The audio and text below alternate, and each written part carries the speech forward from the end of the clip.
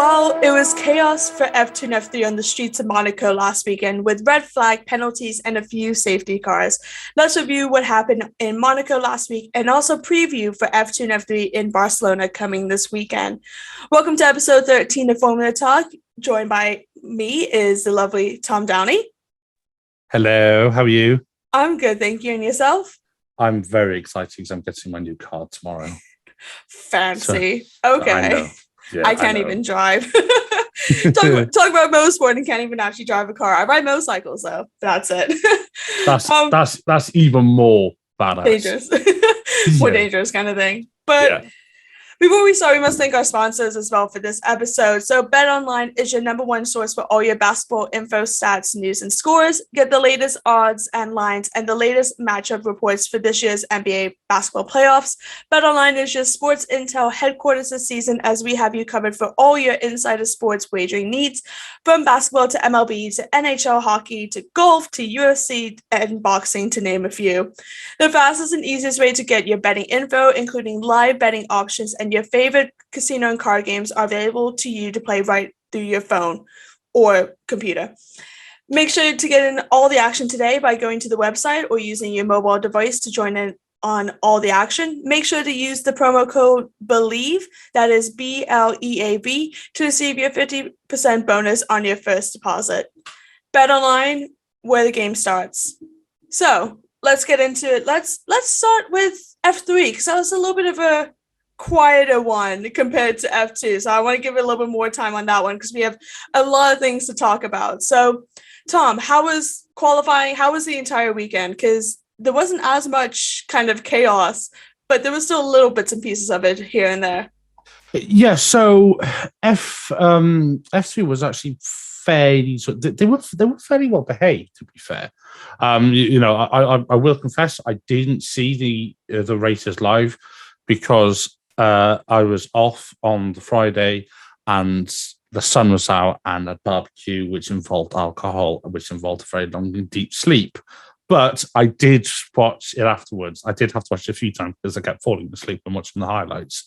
But I did watch it eventually. And yeah, it was just to give you a very, very sort of quick rundown.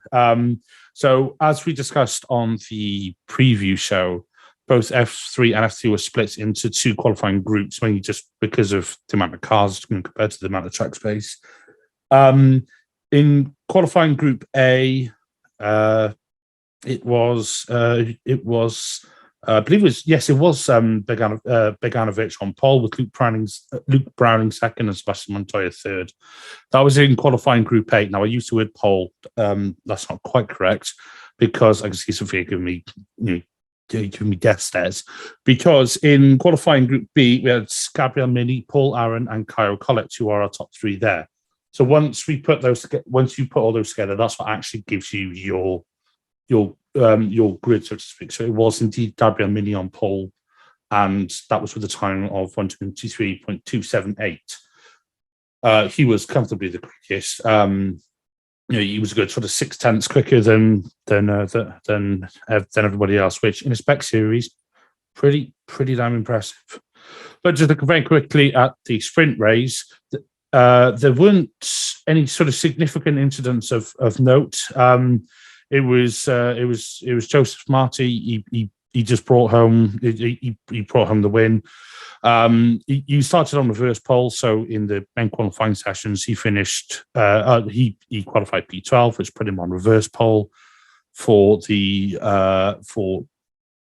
sprint race. I always get sprint and feature confused. Mind you, I am easily confused. I mean, he led Blikes to flag. He won by, I'm fairly certain it was 8 seconds, if not more. And then behind him you had the trident of Leonardo Fornaroli battling with Gregoire Saucy. Ultimately kept Saucy behind, and then Fornaroli came home P2 with Saucy rounding out the podium. Then if we move into the feature race, as mentioned, it was Gabriel Mini who was on pole, as you'd expect. Gabriel Mini won the race. You don't say. He was he didn't have a huge sort of lead over Beganovic towards the end. He only finished on the last. Bear in mind, it was the last lap 27. He only finished 0.4 ahead of Beganovic, but then Beganovic was a good 7 seconds clear of Paul Aaron, who came home to round out the podium and then get a very, very good result for Prema. I mean, Prema getting a 2-3, they probably wish they had Gabriel Mini, because obviously Gabriel Mini, Italian driver, you'd like him to race for Prema, the Italian team, but it's not quite the Alpine of F3 just yet. There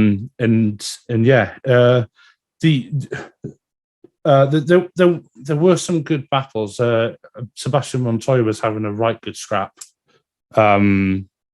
I can't remember who with, but I remember he was going up through 2 and 3 on the run down to the right hander before Mirabeau. And yes, I'm certain he got disqualified after the race as well. I cannot tell you what for, but I am 100. Honestly, I am because I remember watching the highlights, and then afterwards, I'm sure I saw that Montoya got DSQ'd. Unfortunately, I can't find any info on it. He received 2 penalties following the conclusion of the feature race. Firstly, he was handed a 5-second penalty after being found to have exceeded the pit lane speed limit. So he got classified as P28, and then he was then disqualified from the race after the left tire was found to be used on the wrong side of his car following his pit stop. So double pit stop problem. So first he was speeding in the pit lane, and then his people, and then his pit crew didn't exactly help him. Maybe they were watching Sophia 2020 highlights. Who knows? But yeah, that's that was a real sort of slap in the face for Sebastian Montoya, who, put it this way, if you listen to his team radio on the way he was racing, there's no doubt who his father is. There was it was quite entertaining, and for those of us who were a little bit odd like myself, who remember Juan Pablo Montoya's radio messages, this was definitely the second generation. But yeah, I was going to say F2, F3. I'd say a very successful debut in Monaco. It was pretty clean all the way around. I mean, there were obviously a few incidents here and there, and yes, I believe it was in the sprint race, where it was one of the Tridents. I want to say Ida Cohen. He was battling with a teammate, and then going through turn 11, I believe, which is to back. He ended up in the barrier and brought out the safety car on that one. Stuff like that. It's like, I'm not saying you can excuse it, but it's understandable why it happened. I hope you know what I mean by that, Soph.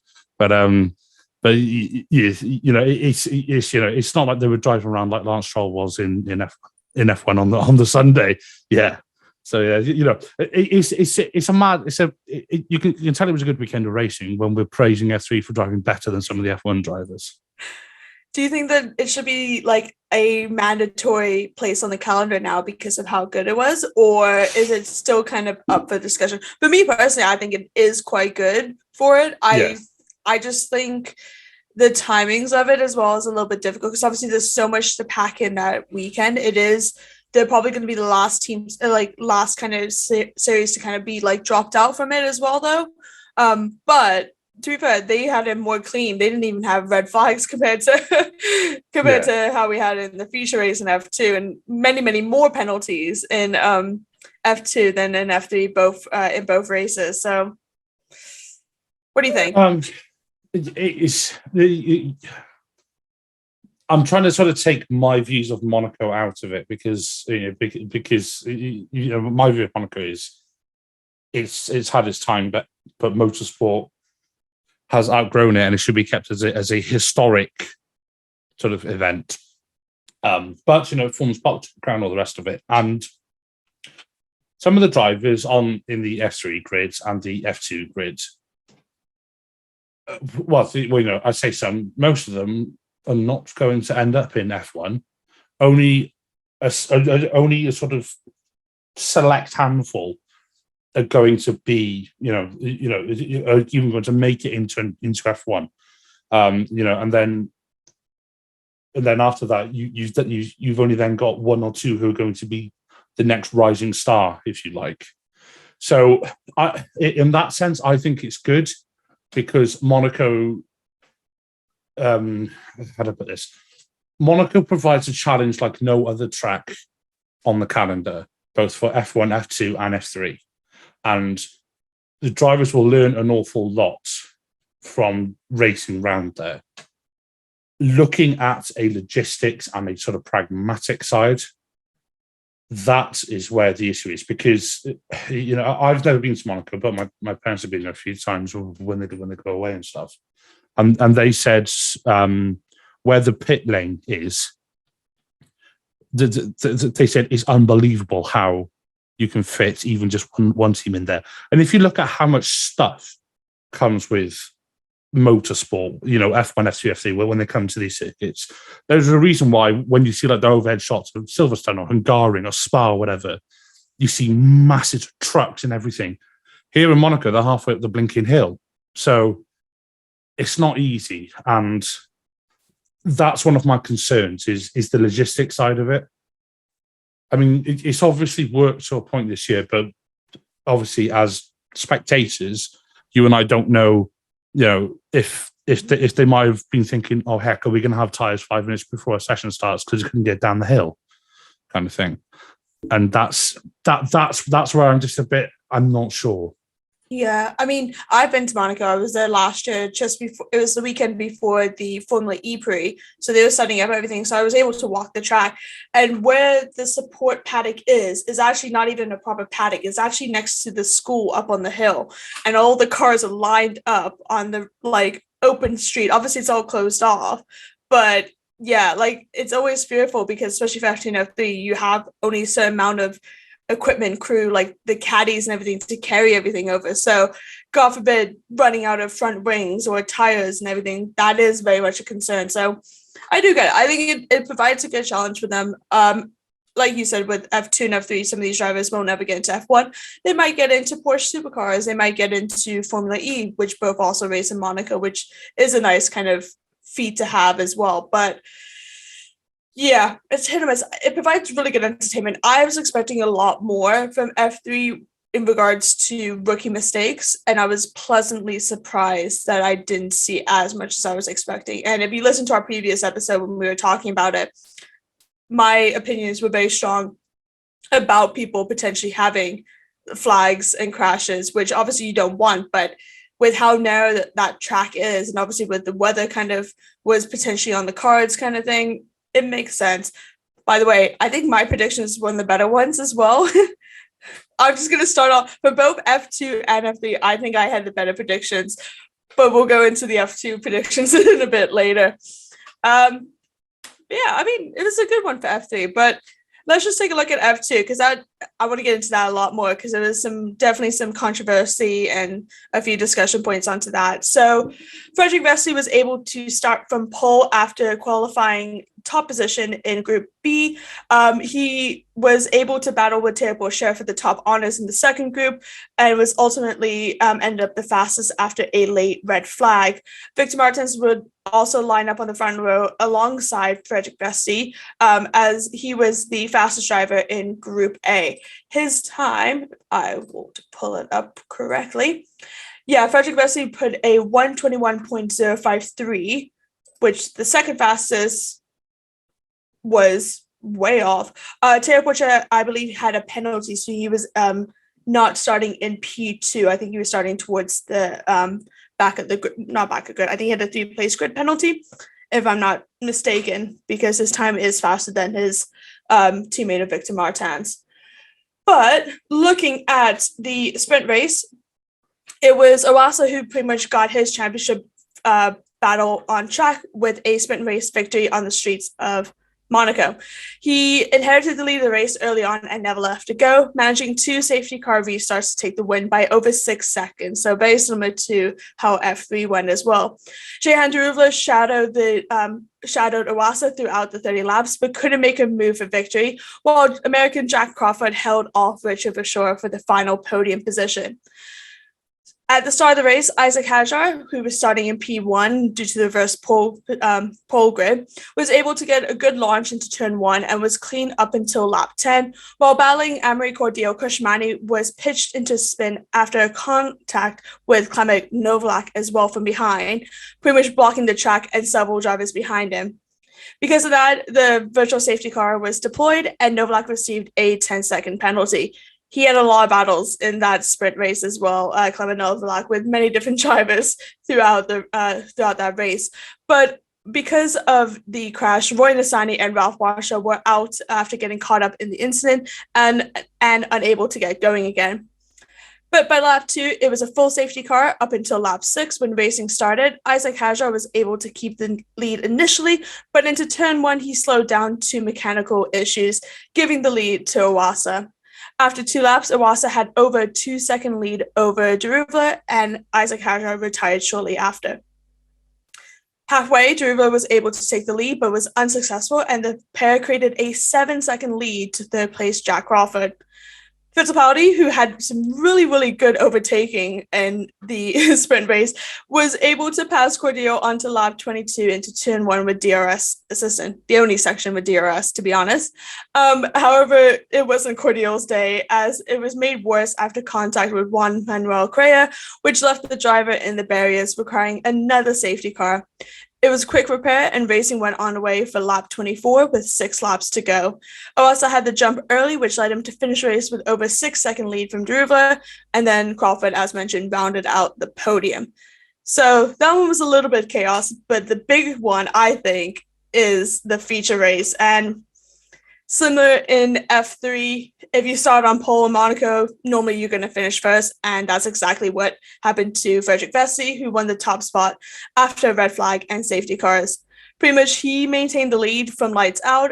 Teo Porcher was able to defend from third as a Jack Doohan, pretty much going into turn 1, wanted to try to take over that third position. Starting on option tires compared to the rest of the grid, pretty much, Ollie Behrman was able to make great progress in the first few corners from 16th on the grid. A move into turn 6 hairpin earned him 13th position from Clement Novalak, and he wasn't there, as into turn 12, he dived on the inside of Amaury Cordio to give him P12 on a busy opening lap for the Premier. 4 positions in the opening lap of Monaco as well. This Ollie Behrman is definitely going to be one to watch. Like, if he didn't prove that already in Baku, that's also another big case in point. No DRS, no support at all. Like, that's amazing. 4 positions. And not even by the end of the track, only by turn 12. There's still more turns that he could have overtaken in as well.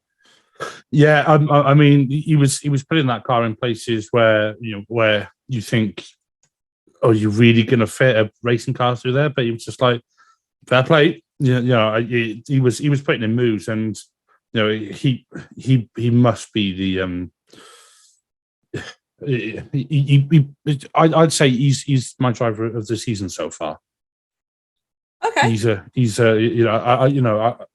But when you think about doing stuff like that, then he's been getting the Baku and his sort of like overall consistency, especially given I was kind of hyping up Teo Porcher, who was just descended into that.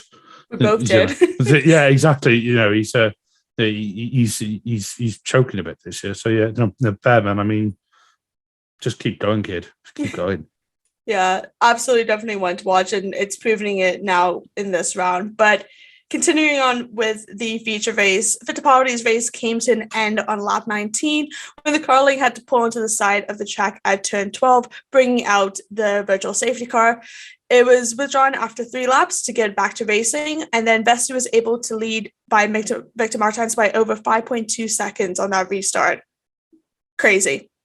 However, that advantage was swiftly wiped away when Doohan hit the barriers at turn 4 on lap 22, resulting in a safety car.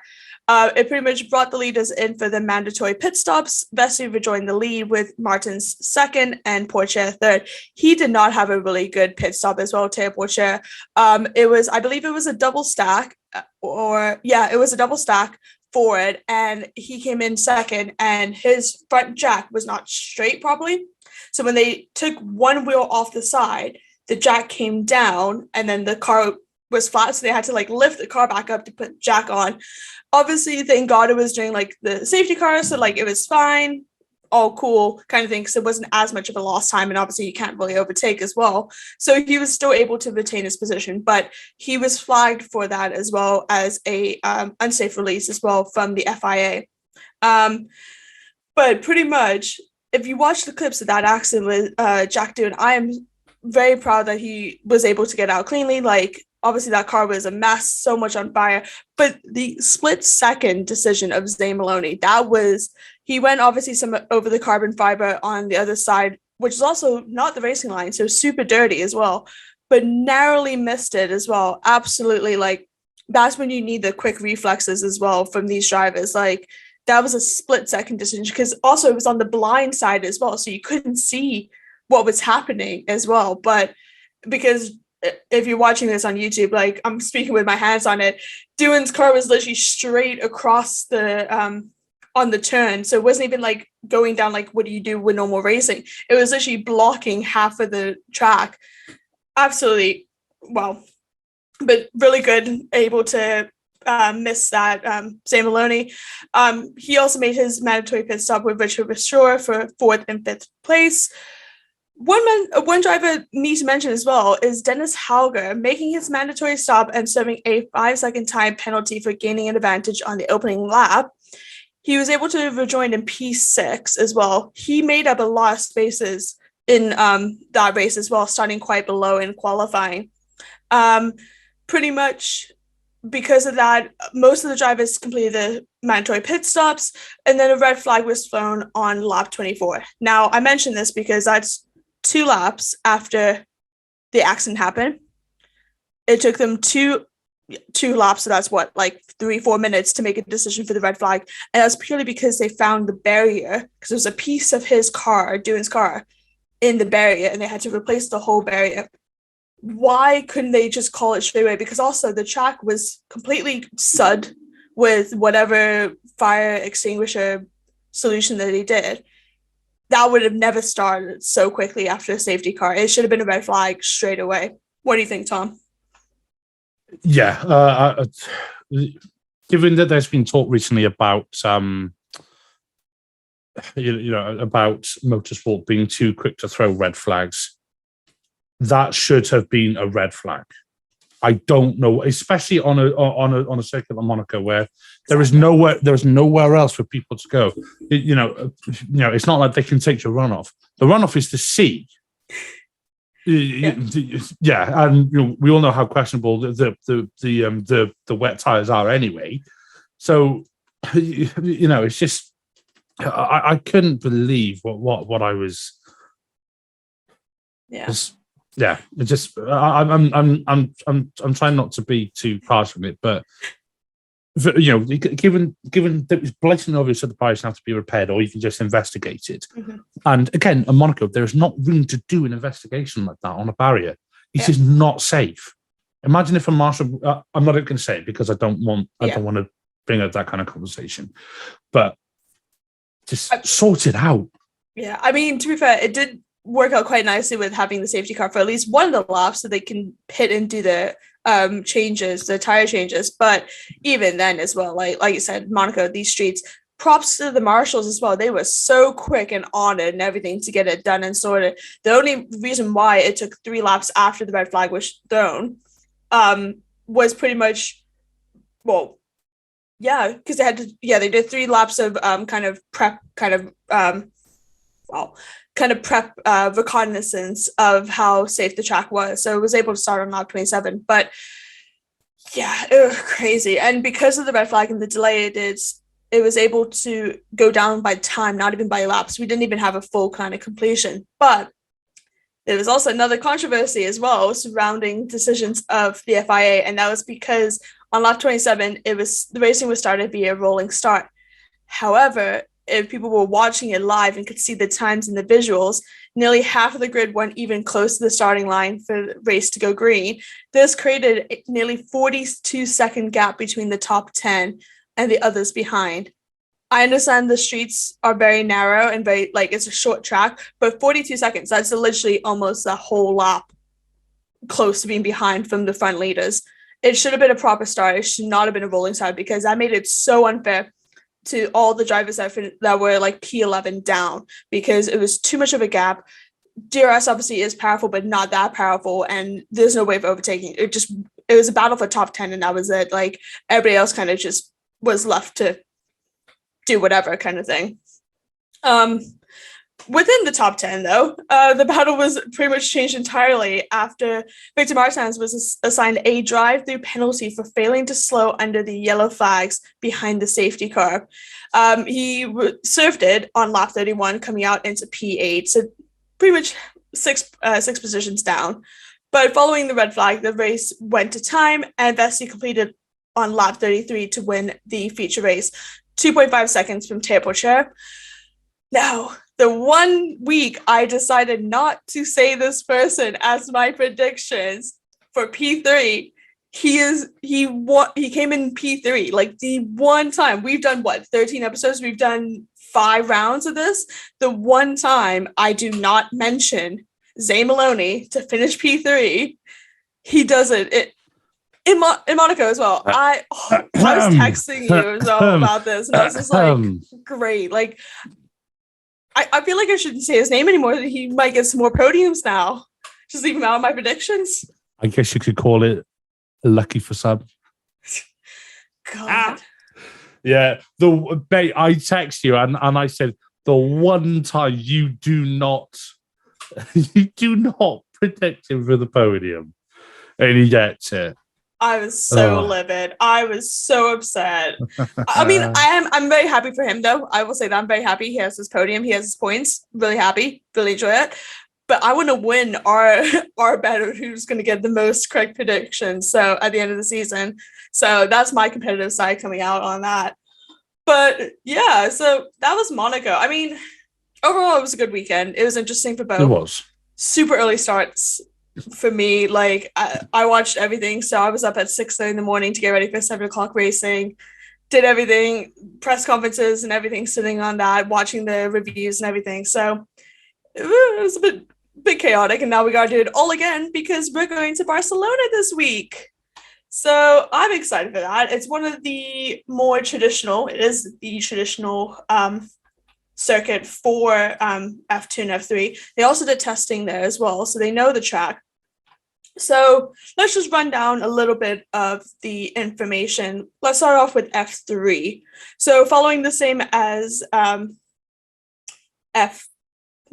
it is 4.657 kilometers. They have removed that chicane towards the end, which we mentioned in the Grid Talk preview show, which it should be live by the time that this episode goes out. So please take a listen on that. Sprint race is 21 laps. Feature race is 25 laps. First time F3 went to Barcelona was in 2019. We don't have the fastest lap, and that's purely because of that change of the chicane. But looking at the sprint race winner, it was a driver that's no longer in F2 or F3, David Vidalis for Campos Racing, the Spanish driver for the Spanish team at a Spanish Grand Prix, won the sprint race last year. However, Jack Crawford finished P2 and Kyle Collette finished P3 in the sprint. In feature race, it is now all F2 drivers. Victor Martins winning with Roman Stanek in P2 and Isaac Hajar in P3. Tom, what are we thinking then for predictions? Because there's only 2 drivers who have had podiums last year are still racing in F3, and that's Jack Crawford and Kyle Collette. Do you think that they could maybe get the top steps or more podiums? I think Kyle Collette could definitely get a podium, and I think Jack Crawford again to be up there. Part of me, a few weeks ago would have said, "Oh yeah, but Teo Pochet's going to come to." No, he's not. He's going to whiff, and he's going to finish like P5. So I don't know. I'm going to back what I said earlier, and I'm going to say I think Ollie Behrman's going to have another good weekend. Okay, so what is your pole? What is your podium, and what is your bowl for F3 for Barcelona? Also, Ollie Behrman's F2, not F3. I know. I really hope that he noticed that, because I was just trying to style it out in my head. Yeah. But I knew I'd yeah. Okay. But let's hear your predictions. Let's hear it. Okay, so I am going to say Gabriel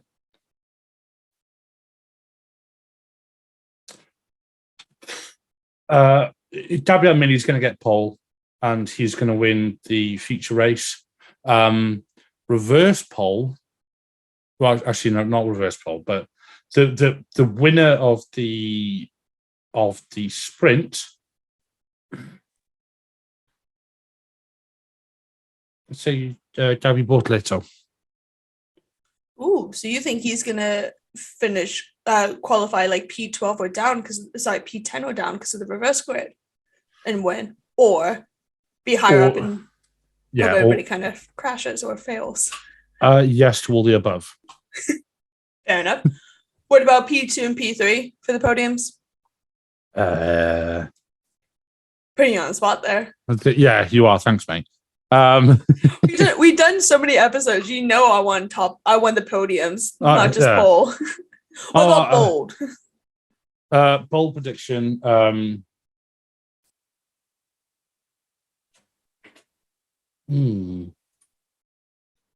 Well, I'll tell you what. Let me go back to my podiums. So I think in the feature race, it's going to be Gabriel Mini. And then I'm going to say Kyle Collett and Gregoire Saucy for the podium in the feature race. Then in the sprint race, I'm going to say I'm going to stick with what I said. I'm not going to change my mind. I'm going to say Gabriel Bortoleto to win. Then I'm going to say Paul Aaron, and part of me wants to say Sebastian Montoya, but I think he might just overdo it. So I'm going to say Franco Colapinto. Okay. And bold? One of the actually, no, I'm going to specify the Charoux driver, Sophia Flores, to get points in one of the races. Okay, I like that. I'm all for it. Okay. I think Dino Bekovic will take pole. I think in sprint race, I think it will be Pepe Marti that takes the win, followed by Zach O'Sullivan in P2. And let's go Oliver Gothe, P3. That's my sprint. My feature, I think Dino will take win. I think I then say Gabriel Mini P2 and Gabriel Bortoleto P3, because they are one of the more consistent-ish drivers. I mean, there's only one driver that has scored points in every single race this so far, and you would never guess who it is. Who? Gregoire Saucy. Oh, God. He's P3 in the standings, but he's been more consistent, but he just doesn't have as many wins compared to Mini and Bortoleto. But yeah, my bold, I'm going to follow a little bit similar. I did this last episode for the Monaco preview. I think 4 drivers that have 0 points to date, so that is 18th down, will get points either in the sprint or feature race. So, yeah, I think that's quite a decent one. Yeah. It kind of works with yours as well. You're just being very specific on one driver. I'm saying I have more options. I have 12 drivers I could choose from, maybe. Do you know what? I was legitimately half expecting you to say, and Zay Maloney not on the podium. That's F2. That's twice now. Can you tell I'm excited about tomorrow? Yeah, fair enough. Carmine. But speaking of two, obviously we're racing there as well in Barcelona. They've been a staple on the F2 calendar pretty much since the beginning. Again, as similar to F3, there is no current lap record due to the change of the chicane. Sprint race is 26 laps and the feature race is 37 laps. Looking at the results, it was a double win, which was one of the first ones in F2 calendar last year. And it was Felipe Drugovich that won both the sprint and the feature race. Rounding out the rest of the podium, it was Amuro Iwasa, if I can pronounce that properly again, which Iwasa was P2 in sprint, and then followed by now Williams driver, F1 Williams driver Logan Sargent in P3. In the feature race, as mentioned, Felipe Drugovich won, followed by Jack Doohan and then Frederick Vesti. So then, Tom, what's your podiums, pole, and bold for F2? And you can say Ollie and Zane now because we're talking about thanks. F2. Thanks, mate. Yeah, thanks. Anytime. Yeah, God, you really look out for me, don't you? We really got each other's backs. I like that. I'm going to say pole. I'm going to say Iwasa for pole. He's sort of just like, he's just there, he's just sort of like ticking along. I'm not even going to bother saying push air anymore because I don't think he'll do it. For the sprint race, I'm going to say Frederick Vesti is going to win, and he is going to be joined on the podium by. I was going to say Dennis Hauger, but I don't actually think so. I'm going to say Isaac Hadjar because I think he's going to have the bit between his teeth after Monaco. And then I'm going to say, no, again, not Jack Doohan because he's been awful this year. I'm going to say Richard Verschoor for the yeah. And then in the sprint, I am going to say, Oh, go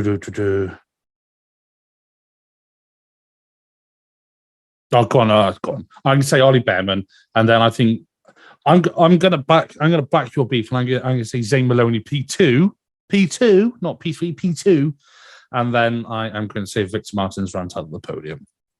Okay, and bold. They all behave this weekend. On a track like Barcelona, that could be very possible. Besides mechanical issues. So take mechanicals out of it, but in the back of my mind, I'm thinking, right, just that run into turn one or that long right, or I think it's technically 2 and 3, the long right hander, which rounds out sector 1. It's just like I'm almost just like anticipating some shenanigans. Yeah. So let's see. Hey. Okay, that's fair. I think pole. I think pole will be. Do I want to go random? Not random. Yeah, pole. Ollie Behrman. I'm gonna say that.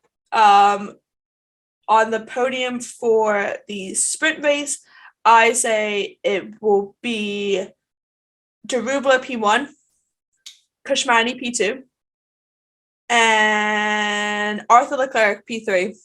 Given the Leclerc curse last weekend in Monaco, which we didn't really speak about much, but it's now passed on. The first time he's ever raced in Monaco, he DNF'd and had a really bad weekend in Monaco for his first ever home race. But everyone's been talking about that, so we're not really going to dive into that much. For feature race, I think Behrman will win. I think P2 will be Iwasa. And then, do I really want to say his name and then he just does bad, or do I just want to leave it and hope he does good? I don't know. Do it. Do what? Leave him out or keep him in the podium? No, say his name. Yeah, why not? We'll go Zane Maloney P3. Why not? If he does not score points or does not get podium this week, I purely think it's for me saying this as well.